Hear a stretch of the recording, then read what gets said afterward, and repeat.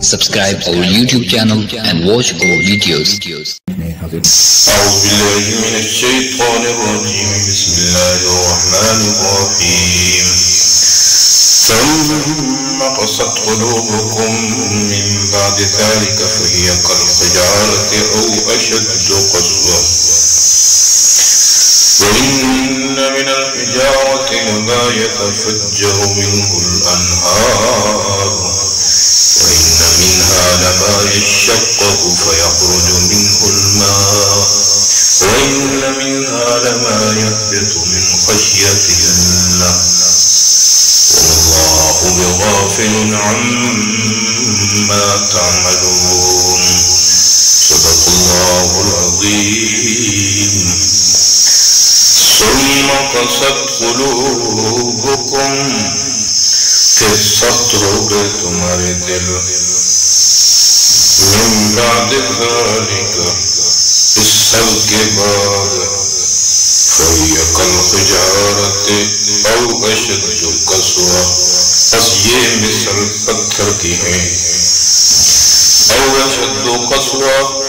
یا اس سے بھی زیادہ سخت وَإِنَّ مِنَ الْحِجَارَةِ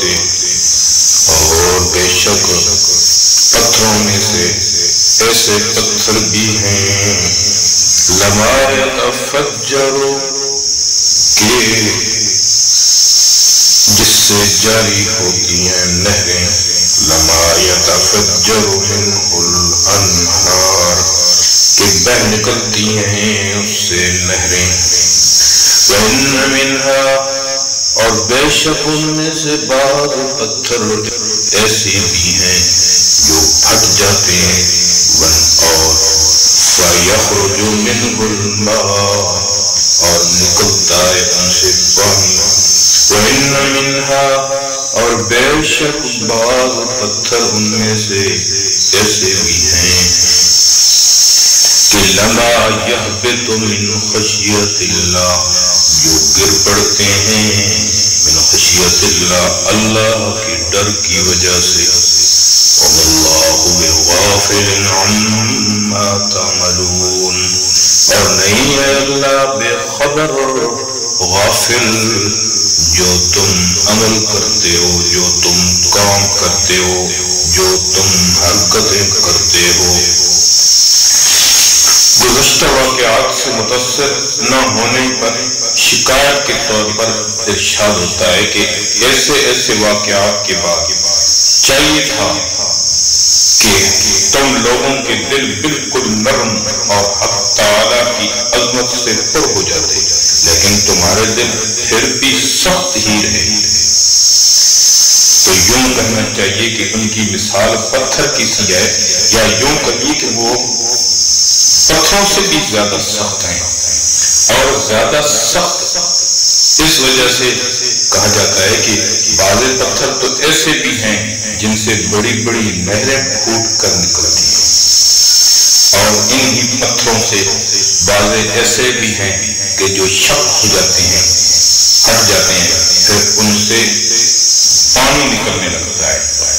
اور ان میں سے بعض پتھر ایسے بھی ہیں جو اللہ کی خوف کی وجہ سے گر پڑتے ہیں اور تمہارے دل میں کسی قسم کا اثر نہیں ہوتا اور اس قساوت سے جو اعمال بد صادر ہوتے ہیں حق تعالی شانہ تمہارے ان اعمال سے بے خبر نہیں ہے بہت جلد تم کو سزا تک پہنچا دیں گے اس جگہ پتھروں کی 3 اثرات بیان کیے گئے اول ان سے زیادہ پانی نکلنا دوم کم پانی نکلنا ان دو میں سے تو کسی کو شبہ نہیں پڑتا تیسری صورت یعنی خوف خدا سے پتھر کا نیچے آ گرنا اس میں ممکن ہے کہ کسی کو شبہ ہو کیونکہ پتھر کو تو عقل اور حس نہیں ہے تو یہاں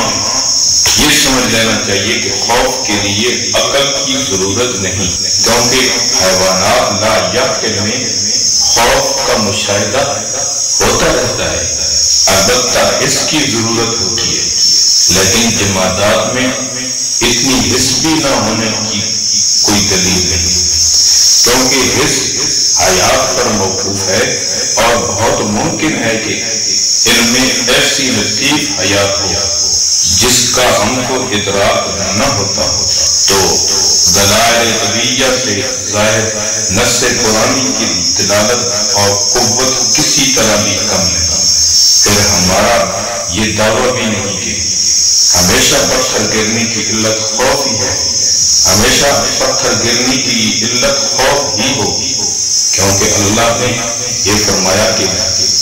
بعض پتھر اس وجہ سے گر جاتے ہیں۔ بہت ممکن ہے کہ گرنے کے اسباب مختلف ہوں، ان میں سے بعض طبعی ہوں اور ایک سبب خوف خدا بھی ہو۔ اس مقام پر 3 قسم کے پتھروں کے ذکر سے ترتیب نہایت بلیغ انداز میں کیا گیا، یعنی کہ بعض پتھروں میں تاثر اتنا قوی ہے جس سے نہریں جاری ہو جاتی ہیں، جن سے مخلوق خدا فائدہ اٹھاتی ہے، اور ان یہودیوں کے دل ایسے ہی نہیں کہ مخلوق خدا کی تکلیف و مصیبت میں پگھل جائے، اور بعض پتھروں میں اس سے کم تاثر ہوتا ہے جس سے کم نفع پہنچتا ہے، تو یہ پتھر بنسبت اول کے کم نرم ہوئے اور ان کے قلوب اس درجہ دور کے پتھروں سے بھی سخت ہے، اور بعض پتھروں میں گو اس درجے کا اثر نہیں، مگر پھر بھی ایک اثر تو ہے کہ خوف خدا سے نیچے گر آتے ہیں۔ گو درجہ میں پہلی قسموں سے یہ ضعیف تر ہے، مگر ان کے قلوب میں تو کم درجہ اور ضعف ترین جذبہ انفعال بھی نہیں، یعنی چاہیے تو یہ تھا کہ ان تمام آیات معجزات اور تخویفات اور تبشیرات کے بعد تمہارے دل نرم ہو جاتے، ان میں خوف خدا پیدا ہو جاتا اور پورے اخلاص کے ساتھ اللہ کے احکامات کی پیروی کرتے اور سچی نیت سے اس کی اطاعت کرتے، مگر اس کے باوجود تمہارے دل سخت ہو گئے اور تم نے بڑھ چڑھ کر حدود اللہ کو توڑا اور اس کے پیغمبر کی مخالفت کی۔ ثم یہاں تراخی بیان کرنے کے لیے نہیں بلکہ استبعاد کے لیے، یعنی قبول حق کی طرف ان کے دل ذرا مائل نہ ہوئے، یہاں تک مذکورہ بالا عبرتناک اور عبرت انگیز واقعات کی مشاہدہ کرنے کے بعد نرم ہونے کے بجائے ان کے دل اور سخت ہو گئے، اور سخت بھی کیسے؟ پتھر کی طرح، بلکہ پتھر سے بھی سخت۔ وَإِنَّ مِنَ الْحِجَارَةِ لَمَا يَتَفَجَّرُ مِنْهُ الْأَنْهَارُ، کیونکہ پتھر تو کچھ ایسے بھی ہوتی ہیں جن سے نہریں پھوٹ پڑتی ہیں۔ وَإِنَّ مِنْهَا لَمَا يَشَّقَّقُ فَيَخْرُجُ مِنْهُ الْمَاءُ، اور کچھ پتھر ایسے بھی ہیں جو پھٹ جاتے ہیں اور ان سے تھوڑا بہت پانی بھی نکل آتا ہے۔ وَإِنَّ مِنْهَا لَمَا يَهْبِطُ مِنْ خَشْيَةِ اللَّهِ، اور کچھ ایسے بھی ہیں جو خوف خدا کے مارے گر پڑتے ہیں۔ پتھروں سے پانی کا نکلنا تو کوئی بعید نہیں، البتہ پتھروں کے خوف خدا سے گرنے پر شبہ کیا جا سکتا ہے،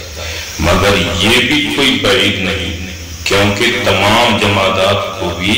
اللہ نے ایک قسم کا شعور عطا کیا ہوا ہے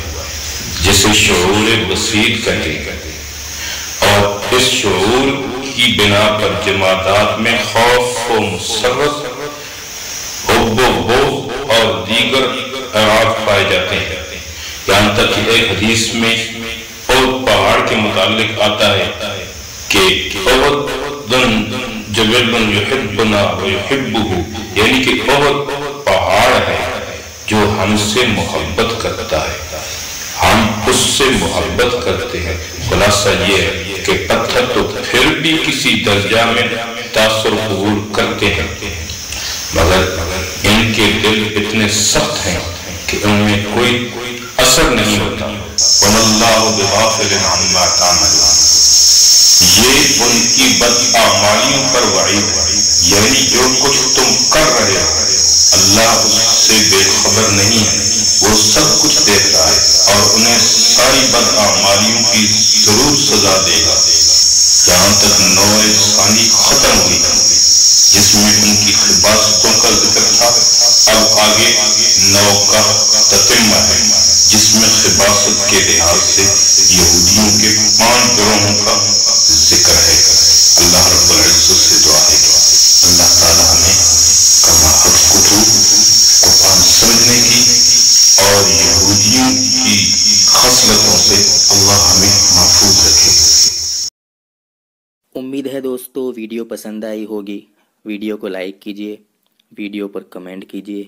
شیئر کیجئے اس کو، اور اگر چینل پر نئے ہیں تو سبسکرائب کر لیجئے تاکہ اسی طرح کی ویڈیوز آپ تک